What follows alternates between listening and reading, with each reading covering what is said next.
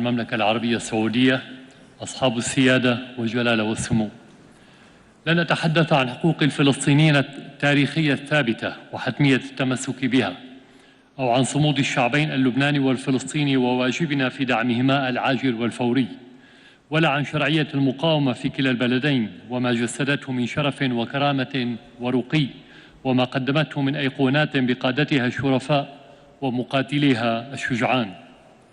لن أتحدث عن نازية المحتلين الصهاينة وجرائمهم وكيانهم المصطنع، ولا عن تحول الغرب من داعم لهذا الكيان وجرائمه منذ قيامه إلى شريك مباشر ومعلن فيها، فهذا لن يضيف شيئا لما يعرفه غالبية العرب والمسلمين وما يعرفه كثيرون غيرهم في العالم اليوم. أما عن قمتنا فمنذ عام مضى التقينا وعبرنا، أدنا واستنكرنا، ومنذ عام والجريمة مستمرة، فهل نلتقي اليوم لكي نستنسخ الماضي الراحل وأحداثه أم لنبدل في مسار المستقبل القادم وآفاقه؟ ففي العام الماضي أكدنا على وقف العدوان وحماية الفلسطينيين، وكانت محصلة السنة عشرات الآلاف من الشهداء وملايين المهجرين في فلسطين وفي لبنان. وفي العام 2002 طرح العرب مبادرة للسلام، فكان الرد المزيد من المجازر بحق الفلسطينيين. وفي العام 91 قررنا عربيا الدخول في لعبة النيات الحسنة الأمريكية عبر المشاركة في عملية السلام في مدريد، فكان سلامنا حافزا لحروبهم وتشريعا لاستيطانهم. وهذا لا يدل على خطأ في التوجهات، وإنما على قصور في تحضير الأدوات. فأداتنا هي اللغة وأداتهم هي القتل، نحن نقول وهم يفعلون، نقدم السلام فنحصد الدماء. بقاء النتائج على حالها يستدعي إبقاء الأدوات المستخدمة ذاتها. أما تغيير تلك النتائج وهو ما نسعى إليه جميعا، فيتطلب استبدال الوسائل والآليات القائمة المجربة مرارا وغير المجدية تكرارا.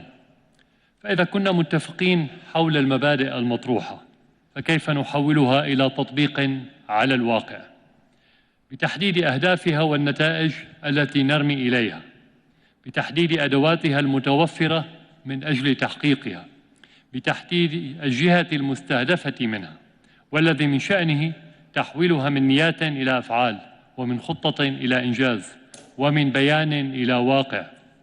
وقد تبدو الأهداف من البدائه بالنسبة لأي منا عند ذكر الحقوق المستباحة للشعب الفلسطيني، لكن ما قيمة هذه الحقوق بمجملها عندما لا يمتلك الفلسطينيون أساسها وهو حق الحياة؟ ما قيمة أي حق يعطى في أي مكان من العالم في أي مجال من المجالات للأموات؟ هذا يعني أنه مع أهمية العمل من أجل استعادة الحقوق الشرعية كافة، فالأولوية حالياً هي لإيقاف المجازر، هي لإيقاف الإبادة، هي لإيقاف التطهير العرقي. أما الأدوات فباعتقادي أننا نمتلكها مجتمعين، شعبياً ورسمياً، عرباً ومسلمين، دولاً وشعوباً، وما نحتاجه هو القرار باستخدامها في حال رفض الكيان للتجاوب مع ما ورد في البيان واتفق عليه وهو المتوقع، وتحديد خياراتنا حينها. هل نغضب مرة أخرى؟ هل ندين؟ هل نناشد المجتمع الدولي؟ أم نقاطع وهو أضعف الإيمان؟ أم ماذا؟ ما هي خطتنا التنفيذية؟ من دون ذلك فنحن نحض على استمرار الإبادة لنصبح شركاء غير مباشرين فيها، فنحن لا نتعامل مع دولة بالمعنى القانوني، وإنما مع كيان استعماري خارج عن القانون.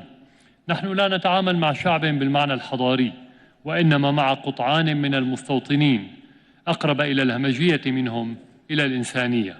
ومن غير الصحيح القول أن المشكلة هي في حكومة راهنة متطرفة فاقدة للعقل وشعب مذعور مما حصل في 7 تشرين الأول في العام الماضي. كلهم يعملون بعقل إيديولوجي واحد، عقل مريض بسفك الدماء، مريض بوهم التفوق، مصاب بانفصام الشخصية بين كره النازية ظاهرياً وعشقها كجزء عضوي منه واقعياً. أولئك هم المستهدفون من لقائنا اليوم، وأولئك هم المشكلة، والمشكلة تحدد الوسيلة، والوسيلة أساس النجاح. وهنا يكمن جوهر اجتماعنا اليوم الذي أرجو له أن يكون ناجحاً، وأن نوفق في اتخاذ القرارات الصائبة كي لا نكون كمن يتحدث مع اللص بلغة القانون، ومع المجرم بلغة الأخلاق، ومع السفاح بلغة الإنسانية، وكي لا تكون النيات